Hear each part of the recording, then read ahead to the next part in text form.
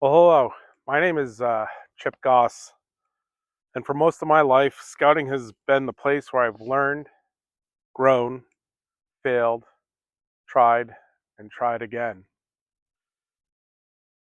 Eventually, I've discovered my own voice as a leader. I've stood around campfires with scouts from every background imaginable.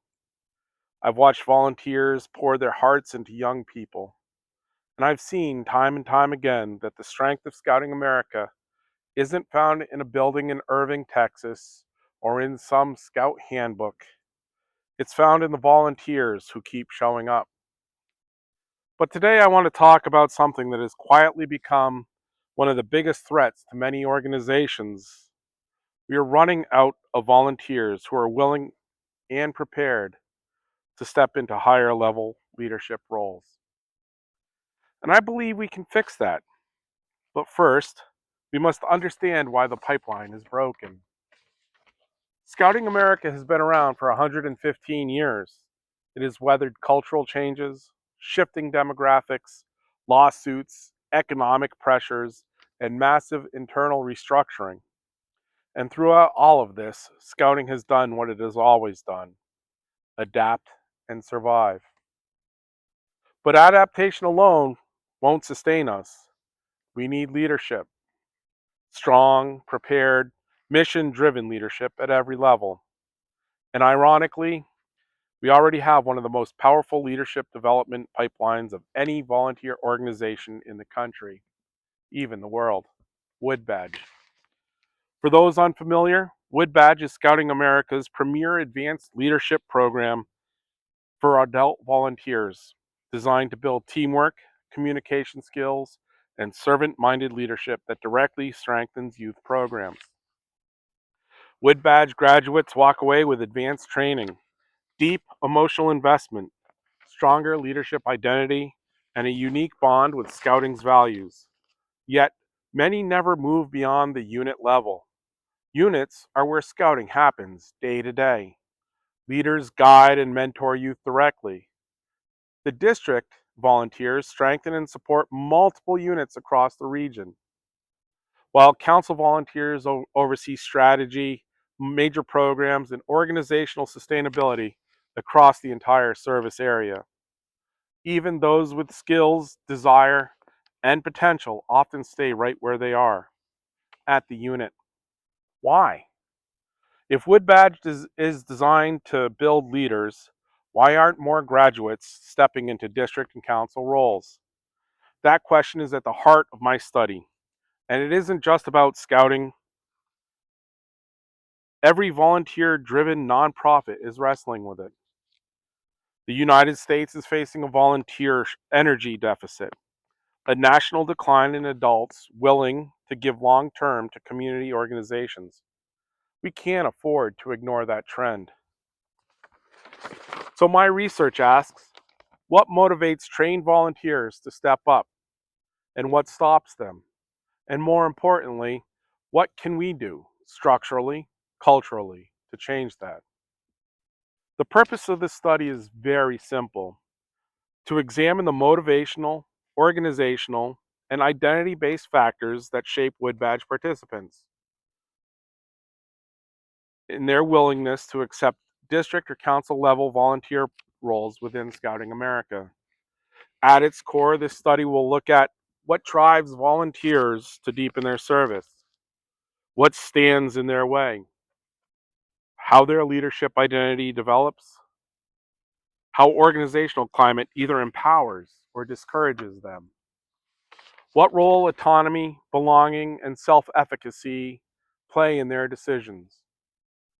This isn't just about fulfilling committee chairs, it's about intentionally building a sustainable leadership ecosystem.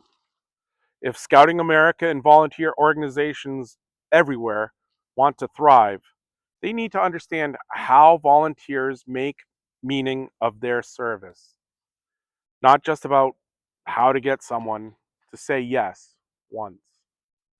Why this matters. We need to talk honestly about the realities facing our volunteers. Time is scarce. Work demands increase every day. Families get stretched tighter and tighter. And the old model, the model that assumed volunteers would give 20 hours a week simply because that's the way things were done, just isn't true anymore. Volunteers describe time as the most significant barrier. But time isn't just about hours, it's about role fit. Many volunteers are happy to serve, but only in ways that align with their schedule, their strengths, and their sense of purpose. Another powerful theme is autonomy.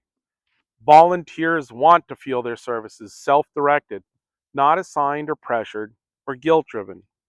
Interestingly, though, leaders often admit that they start off by being voluntold into their positions. But even those individuals said they became satisfied with those roles once they were allowed to become autonomous and develop trust and respect amongst their leaders. That tells us something important.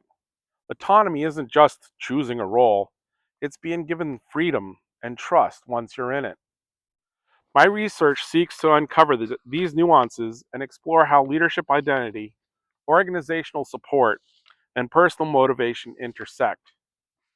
The heart of this research is qualitative, semi-structured interviews with Wood Badge participants, including staff members, and a comparison group of trained volunteers from other nonprofits. These conversations allow volunteers to tell their story in their own words. They will help me explore their journey into volunteering, their experiences with advanced leadership training, the conditions that made them feel valued or not, their perception of the organization's culture, how they decide which role fits their lives, what motivates them to stay with the organization, and what makes them step away. Once complete, the interviews will undergo thematic analysis, carefully coded to identify recurring themes like belonging, recognition, autonomy, preparedness, role clarity, and organizational climate. As I dig into the literature, I find that the same messages resurface over and over again. Volunteers stay with the organization when they feel seen, they feel competent, they feel connected, and they feel like their work matters. They leave the organization when they feel excluded, underutilized, overwhelmed, or disconnected from organizational values. Studies show that volunteers thrive in environments rich in camaraderie, belonging, and clear purpose. Motivation is highest when their personal values align with their organization's missions. And recruitment is strongest when volunteers are personally invited. Leadership behavior also plays a critical role. Authenticity, transparency, and empowerment. These aren't just buzzwords. These are predictors of whether volunteers stay long enough to fulfill their mission. And identity? Identity matters.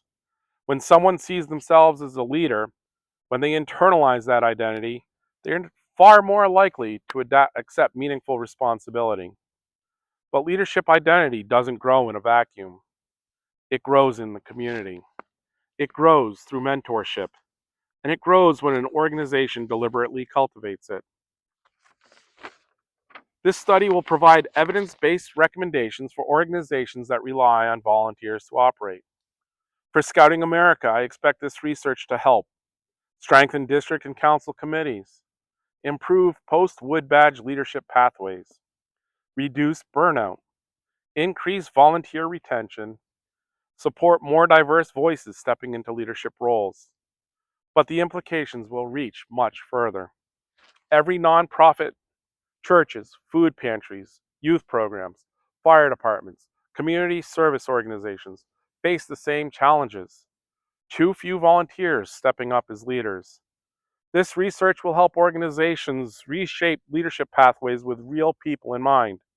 It will show them how to create climates of belonging, culture of recognition, and structures that allow volunteers to lead in sustainable ways.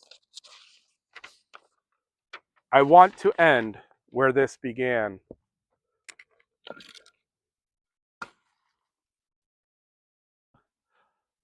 With the idea that Scouting America is a living organization.